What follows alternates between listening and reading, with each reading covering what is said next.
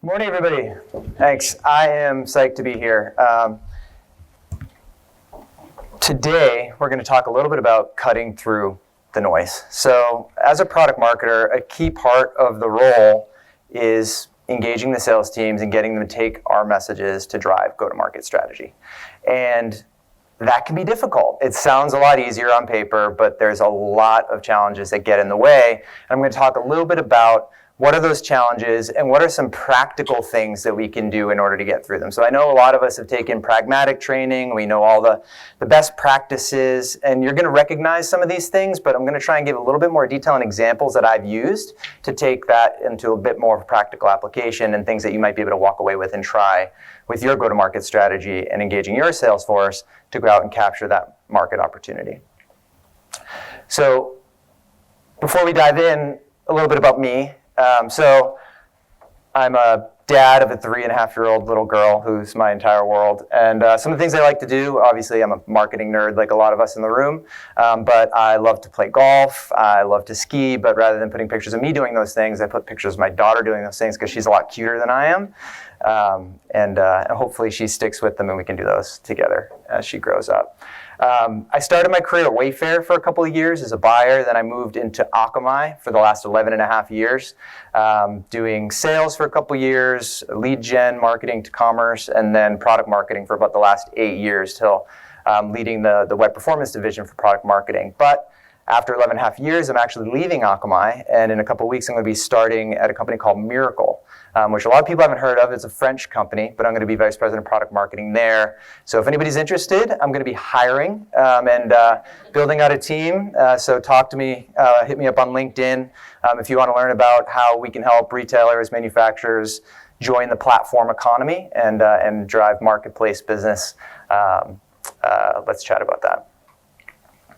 So starting off with a little bit of a story. So back in 2016, Akamai, and if you know what Akamai is, it's a content delivery network, makes the internet fast, reliable, and secure. Acceleration, security, media streaming, is core to the business.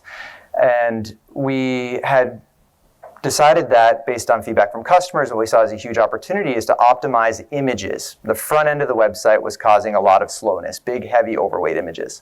And so the product development team had developed this service that would allow us to transform and optimize these images.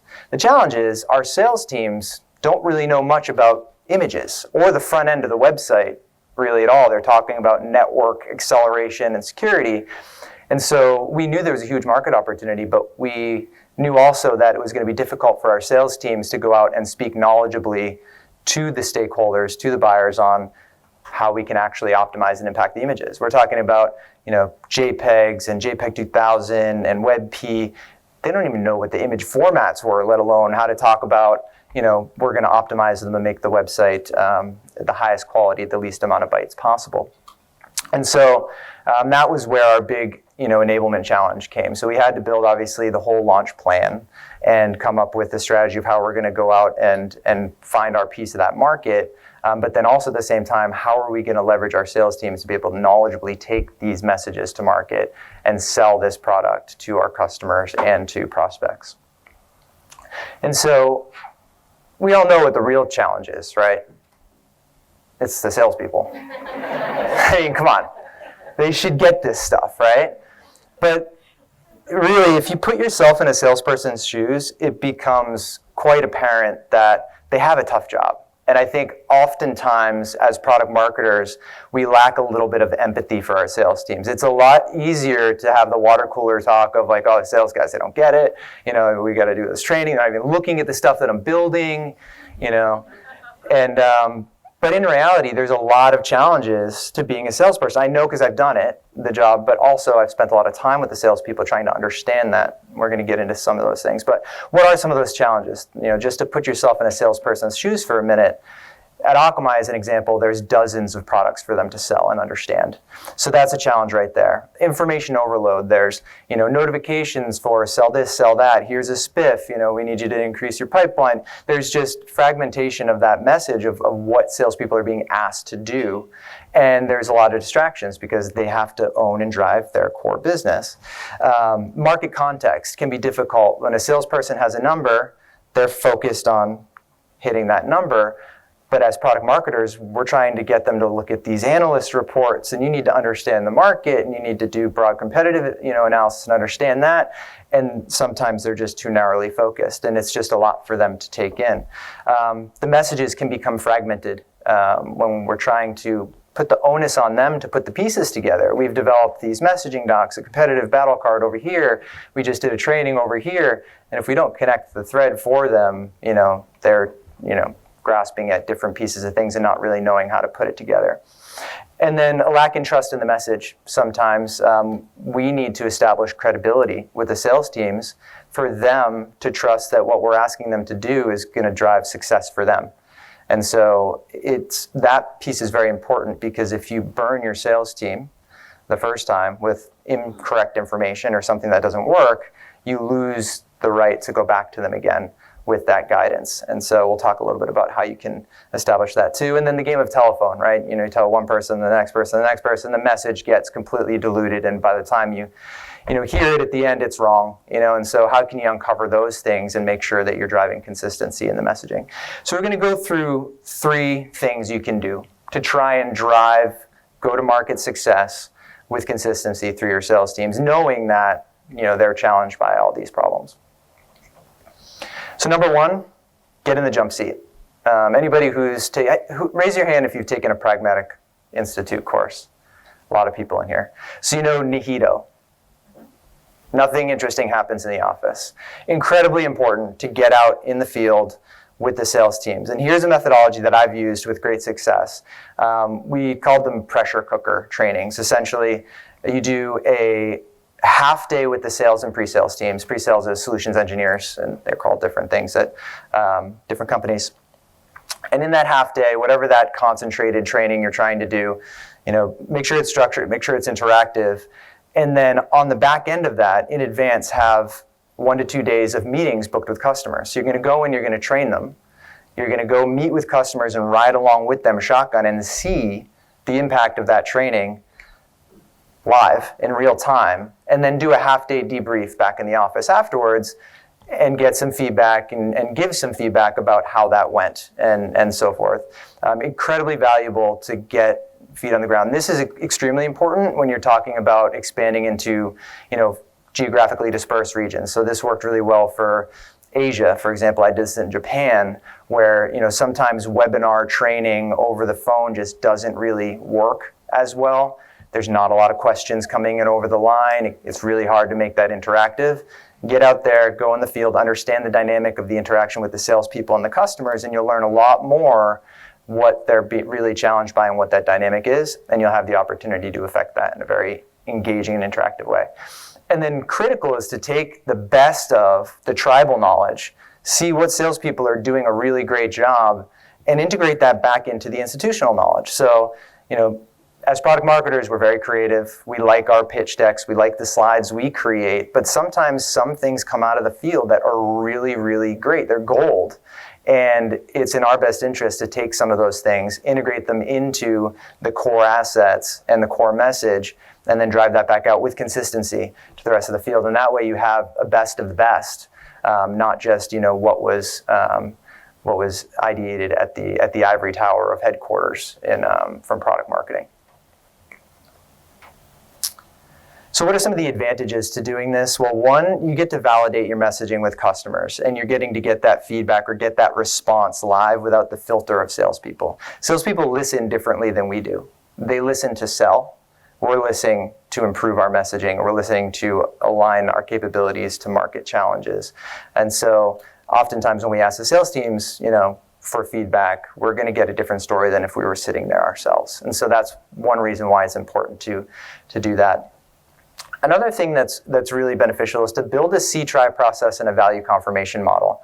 So this is a bit of the give to get in order to get these meetings, but also can empower the sales teams to take some of the onus off of them to deliver exactly the message and the tools as you would by making things available that are interactive that the customers can interact with on their own, or very scripted type of tool, scenario, or report that they can walk through. And I'll give you an example of what one of those are. And then the other is show sales what's in it for them. Sample opportunity all the way through to what is the booking value, what is the total contract value, how much commission, or at least as a percentage, because you wouldn't want to show the actual numbers, would they make, or how much quota would they retire on that. One of the things at Akamai we were challenged by is that we have our core business and then we have these add-on capabilities. And sometimes the add-on capabilities on the surface only look like, oh, it's 1 to 2K a month. It's not going to be a big, business driver for me. I got this big number. But when you do out a sample opportunity in a deal and you show them how much that can impact and provide uplift on a contract, then you do the math for them, then they get to see the dollar signs, and then the sales teams are going to start to incorporate that into their account planning. And so don't just assume that they're going to solution that on their own. Build out what a good opportunity looks like, and then how that's going to benefit them by using the financials of it. Can be really, really powerful if you feel that they're not focusing on some of these capabilities that you need them to drive to market. So going back to the C-try process and the value confirmation model, on the left-hand side, that infographic-looking thing, that's an image weight impact report. So when we launched Image Manager, we wanted to somehow surface a bit of an attention getter for the sales teams to be able to leverage. And what this is a customer can go in and plug in their URL, and it will do an analysis of their website and tell them how they can improve their images. Are they optimized, are they not, on both desktop and mobile, and what the opportunity is to make that a better experience. And it's the number one lead driver on Akamai.com. Really great, and then a great talking point for the salesperson to come in and say, hey, you downloaded this and ran this customized report. Let's have a follow-up meeting on it. It's a great way to help kickstart the conversation in the right way, on the right topic, on the right value proposition, and gives the sales team a head start. The other is taking some of the product capabilities and putting them directly into the website. So actually a gentleman in here I used to work with, Parag, who helped do this on the Image Manager website. And so the key thing here is that getting those capabilities directly into the website makes the product tangible. And it actually, when we launched these, it drove the web page results to be much better. We increased time on page by about a minute and reduced the bounce rate by 20% by having some interactive elements of the product right there on the page itself. And so that can be a great, very powerful sales tool also to get some of those things out there, tools that you want the customers to see, just getting them made public, and then the customers see them, and it kind of forces the salesperson to have that conversation also when the customers inquire. Strategy number 2, consistency. Now we all want to iterate, make our messaging better and better and better, and we learn more, and that's important to do. But too much iteration can actually work against you. And so if you're not iterating at the core of the message and you're only iterating out at the perimeter. And so what do I mean by that? So having foundational positioning and messaging, pragmatic best practice, of course. But I find too often that teams they'll do this exercise once. They'll build their positioning, they'll build out a messaging document, and then they won't touch it for a year, maybe 2. But they'll have all this web copy and email copy being built off of it, with extended marketing teams. They'll revise maybe the pitch deck 3 or 4 times, but they won't necessarily go back and update the core. And if everything's not being driven from this core positioning and messaging, then you end up with that fragmentation of message. And so the salespeople are latching onto the one that they can either deliver best or sounds the best to them.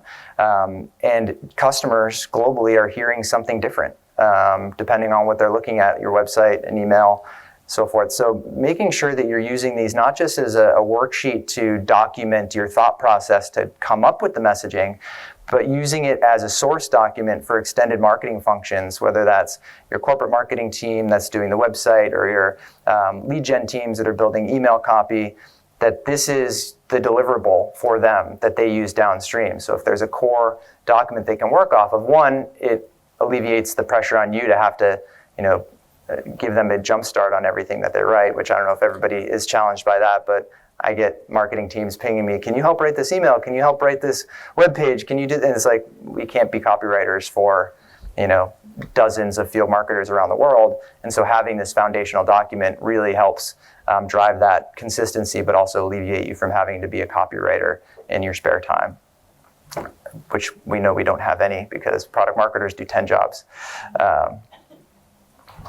And so, yes, so keeping that consistent. The other is authoritative sales toolkits. And this is a no-brainer, right? Everybody has a sales toolkit where their materials are posted, but there's some ways that this can be really successful, and there's ways that this can also work against you.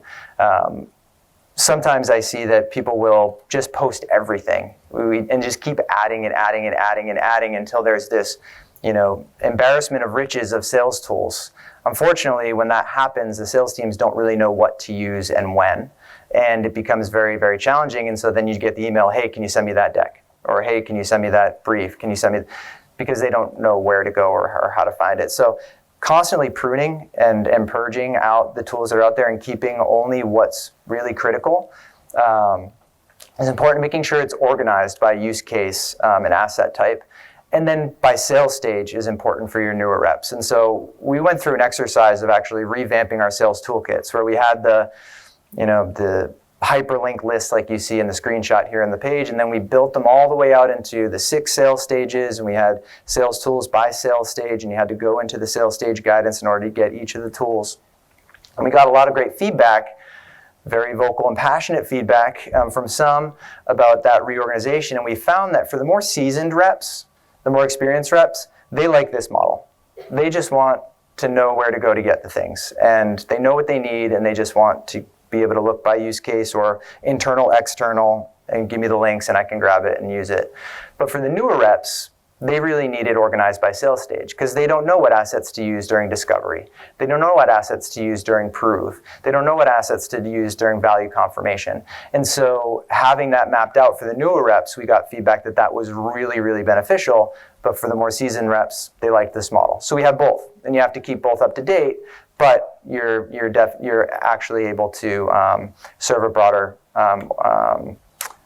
need across the organization by catering to those two models, and we saw a lot of success. Now, we weren't, lucky enough to have some fancy sales enablement software that allows you to track all kinds of metrics about who's using what and organize it in a fancy and engaging layout. But this really worked for us, to be quite honest, and it worked at scale. So if you don't have one of those, like a Seismic or a HighSpot or something like that, if you have an internal intranet site, we'd have a Jive community software. Just having a hyperlink list does the job, in my opinion. Oh, wrong way. So we talked a bit about the foundational positioning and messaging. Solutioning is really important. And so when you have a broad portfolio of products, one of the challenges we talked about, the sales teams can't always put it together.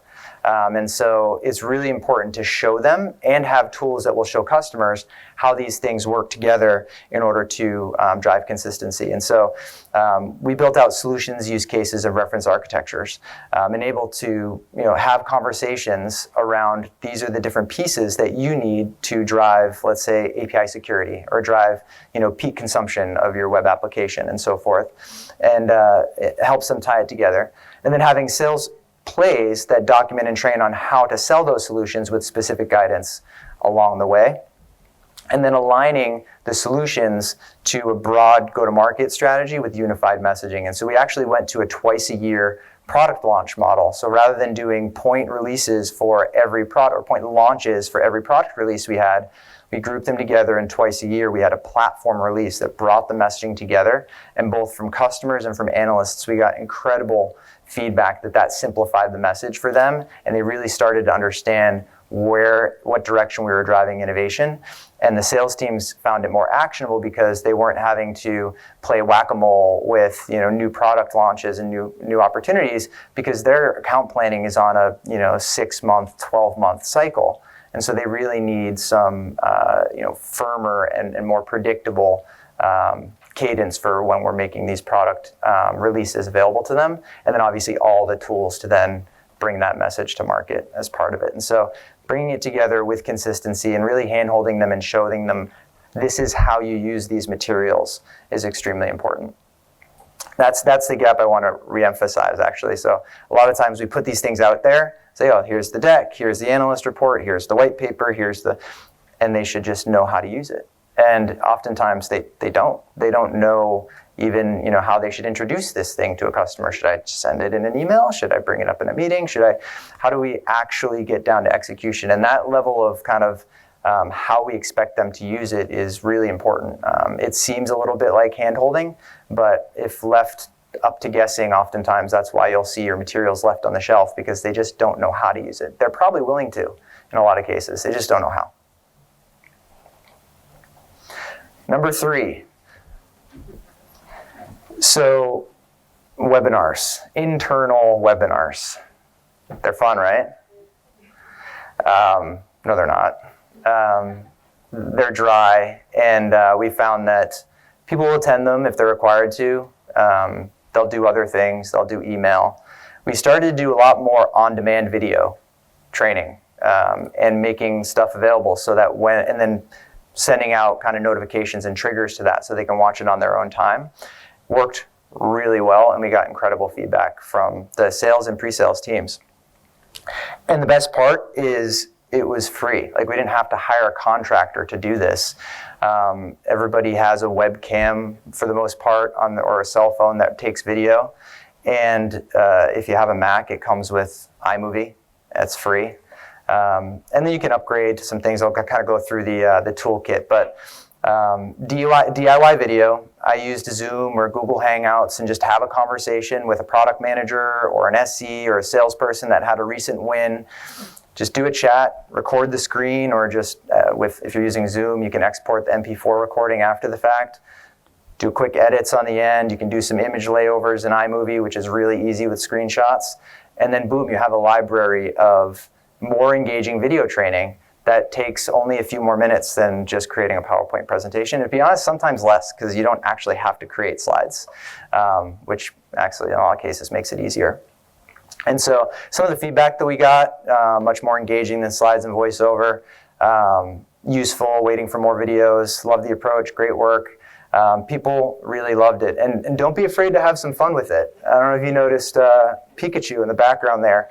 That's Craig Adams. He's the general manager, SVP of the Web and Performance and Security division at Akamai. I convinced him to put on a Pikachu suit and walk around and pretend to be on a phone call in the back of the video.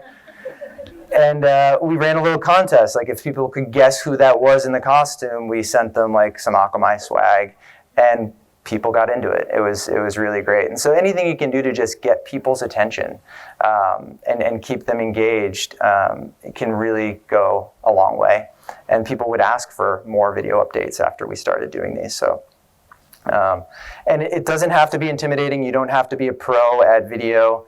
It doesn't have to be fancy because it's internal. You're not putting these out to the public. And so, like I said, Zoom, Hangouts, FaceTime, you can do some screen recording. You can use QuickTime. There's ways to do it using that. iMovie, or if you're on a Windows machine, I don't know what the equivalent is at the Windows Movie Maker or something like that. There's free tools you can download to just do quick video editing. Handbrake, if you're going to actually do this, and I can send you guys, you'll get these slides, or if you have questions, reach out to me on LinkedIn. When you get these files, they're massive. It's like a 90 megabyte video file. Handbrake will just compress it down to something that you can upload to your intranet site or share around that won't break the site. And if you really want to kind of upgrade things, there's like a $30 microphone that you can plug into your computer that just makes the audio a little bit clearer and crisper than your earbuds would, and a higher resolution webcam. For some reason, when Apple launched the new MacBooks, the quality of the iSight cameras went down. I don't know if anybody noticed that. They put in a worse camera. So you can just get a Logitech camera upgrade on Amazon pretty cheap. And you can record 4K high quality audio, post them internally, and people love these videos. So I recommend giving it a try. It's really just getting started, to be honest. Like, it may sound intimidating. You're going to sit there with a notebook. So I'm going to just hit the record button, start talking. You can delete it. You can try it 10 times, but just get started. And before you know it, you're going to be inviting people on your mini talk show and getting the sales teams to listen to your training, to your messaging. And it's been an incredibly powerful tool. So don't be intimidated by it. So just to recap a little bit, number one, nothing interesting happens in the office. You're really going to learn a lot at the point of sale by going out with your sales teams, getting the feedback on the messaging, and doing that training live and in person. Consistency. Make sure that you're developing foundational positioning. Your iterations are at the core, not at the perimeter, and that you're constantly bringing the best of the tribal knowledge and bringing it back into the institutional knowledge and making that available through a consistent set of tools that's not overwhelming to your sales teams, so that everybody can stay on the same message and use the same tools. And then don't be afraid. Just start creating some videos. If you need some messages to get out to the field and you feel like they're not listening, this is a great way to try and just change the game on just dry PowerPoint with voiceover, or just sending out email blasts. On-demand video, if you're lucky enough to have an intranet site or an internal community or something like that, you can post the video files up, keep it to 5 to 7 minutes, and I think you'll get great results. So good luck. Any questions? Thank you. Anybody have a quick question? No? Maybe at lunch. Thank you so much.